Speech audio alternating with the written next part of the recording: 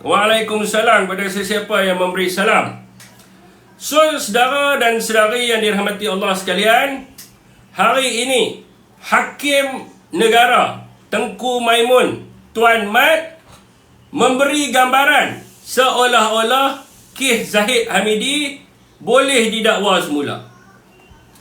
Dalam satu kenyataan akhbar hari ini, Tengku Maimun memberitahu bahawa sesuatu keputusan untuk membenarkan tertuduh dilepaskan tanpa dibebaskan atau DNAA atau pembebasan penuh bukan semuanya keputusan Badan Kehakiman Negara. Ini kenyataan daripada Hakim Negara hari ini, saudara.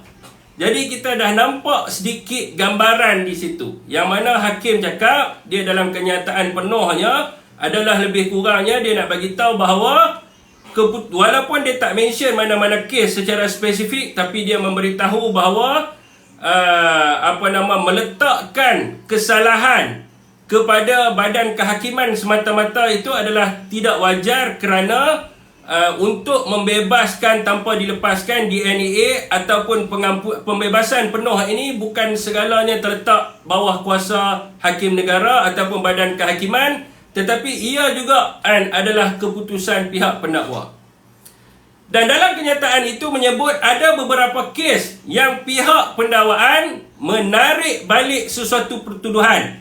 Maka tidak adil untuk menggambarkan seolah-olah Badan Kehakiman korup ataupun tidak kompeten. So dia bagi tahu kat sini, Hakim Tengku Maimun bagi tahu ada beberapa kes. Dia tak mention kes apa, tapi kita boleh bayangkan. Dia kata ada beberapa kes pendakwaan yang mana pihak pendakwaan ni tarik balik kes ini yang menyebabkan orang kata kes itu menjadi DNAA ataupun hakim terpaksa memberi pembebasan penuh. Jadi rakyat perlu faham sesuatu kes dan pihak yang bertanggungjawab untuk keputusan yang dibuat terhadap sesuatu kes ini bukan semuanya terletak pada Badan Kehakiman untuk menentukan perjalanan sesuatu kes, di mana pihak pendakwa raya juga memain peranan yang sama.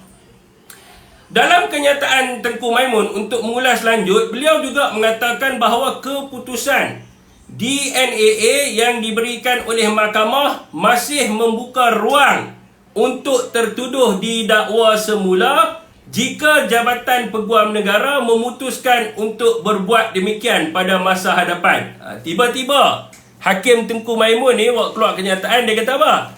Dia kata walaupun hakim telah pun memberi keputusan DNAA itu, tapi tertuduh itu masih boleh didakwa semula jika Jabatan Peguam Negara memutuskan untuk mendakwa dia semula di masa hadapan.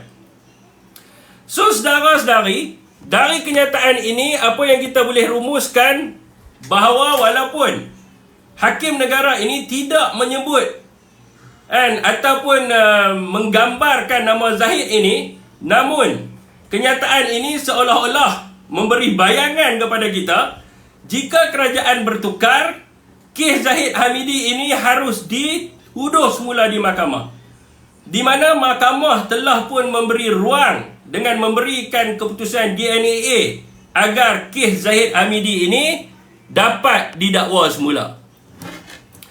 Okey tuan-tuan, PM juga ada kuasa tukar Hakim Negara bila-bila masa.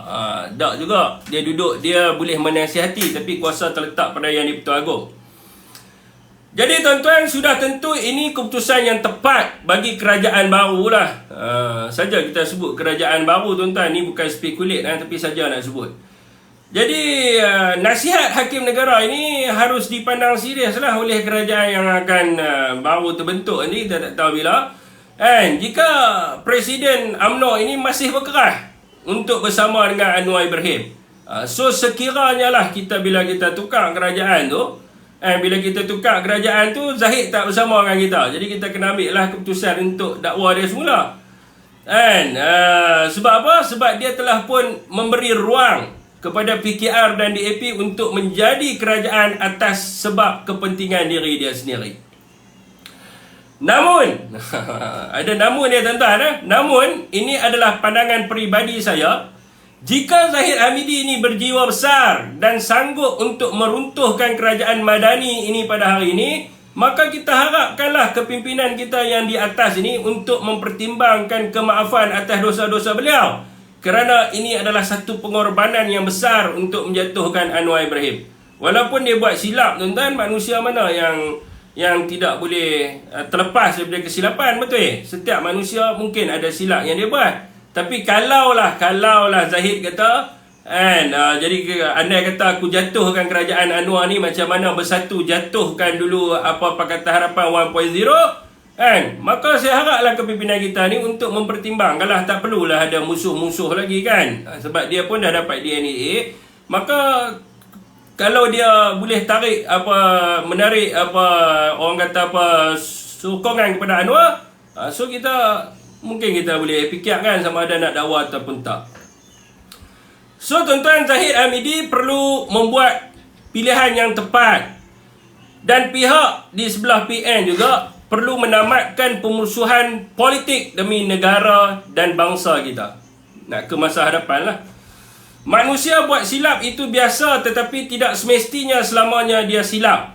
Pandangan peribadi saya amat berbesar hati dan bersetuju kalau kepimpinan kita boleh memberi ruang dan peluang kepada Zahid Hamidi ini untuk menebus kesilapan beliau. Pemimpin yang atas ini perlu bermaafan dan tidak terus membuka pekung sesama sendiri. Pergaduhan di antara pemimpin-pemimpin senior ini akan menyebabkan bangsa dan agama kita ini terancam.